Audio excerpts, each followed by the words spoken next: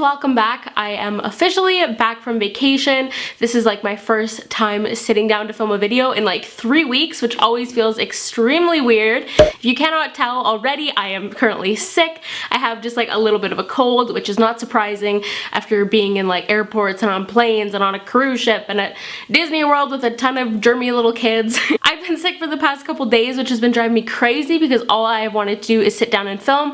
I'm feeling better today, but as I'm sure you can hear, I am still very stuffed up, so just excuse that. Also, if I'm a little bit low energy in this video, that is why. But I figured what better to do than a BoxyCharm, just super chill, sit down with you guys, chat, and do a little unboxing. So let's just go ahead and get into it. BoxyCharm is $21 a month plus $5 for shipping if you're Canadian like myself. My link to sign up is always in the description bar down below. You get 4 or 5 full-size beauty products every single month, and the minimum value is always at least $100, so it is a fabulous subscription box.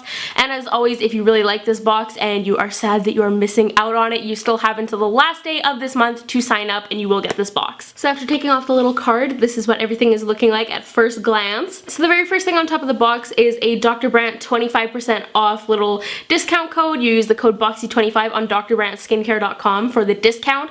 So I'm going to naturally assume that there is something from Dr. Brandt inside this box. The first thing I'm seeing looks like some beautiful makeup brushes. These are from, they're from Royal & Langnickel from their Omnia line. It says it's their eye kit. These look kind of like the Real Techniques metals brushes. Is that what they're called?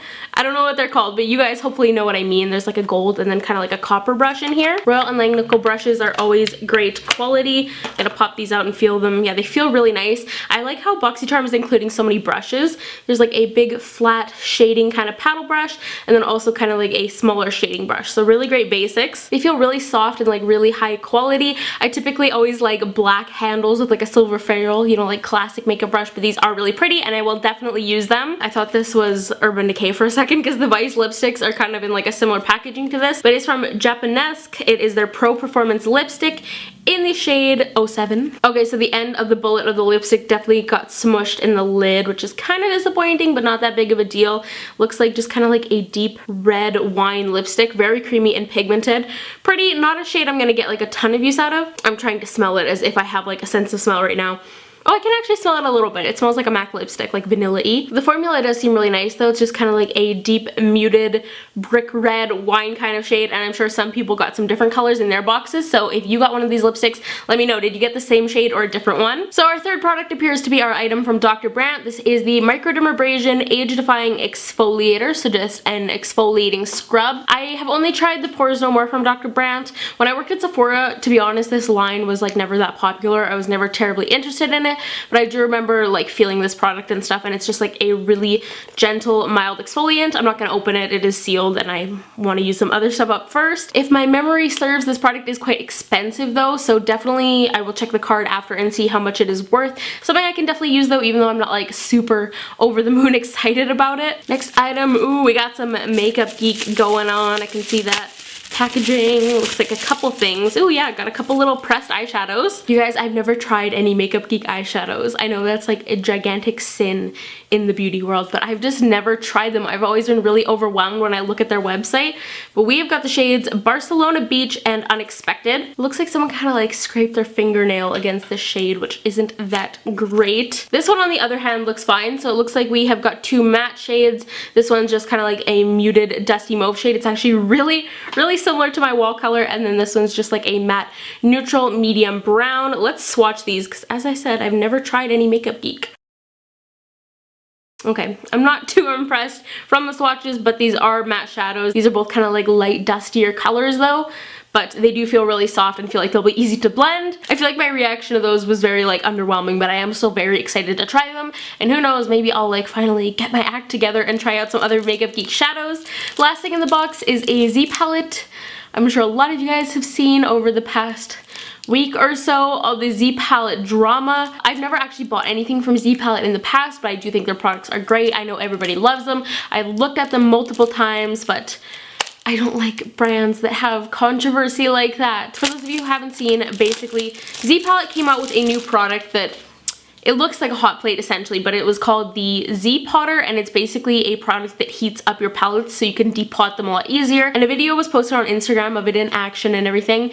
And basically people commented on it being like, I can do this with my flat iron, like why would I spend $85 for like a hot plate basically. And the official Z Palette Instagram account, as well as like the CEO of Z Palette, basically responded to every single comment and just like tore people apart basically. They insulted people's looks. They said like, oh, you're just mad because you can't afford it. Like, just so bad, so unprofessional. I was reading the comments. I actually read them all on my flight back from Toronto when I was coming home, and I was like, did this really just happen? Like, it looked like their account had been hacked. And then Z Palette posted this huge Instagram post, which has since been deleted, I believe, basically just defending their actions, being like, screw you guys, basically. They didn't apologize or anything. It was just shocking, honestly, so I am not going to be purchasing Z Palette.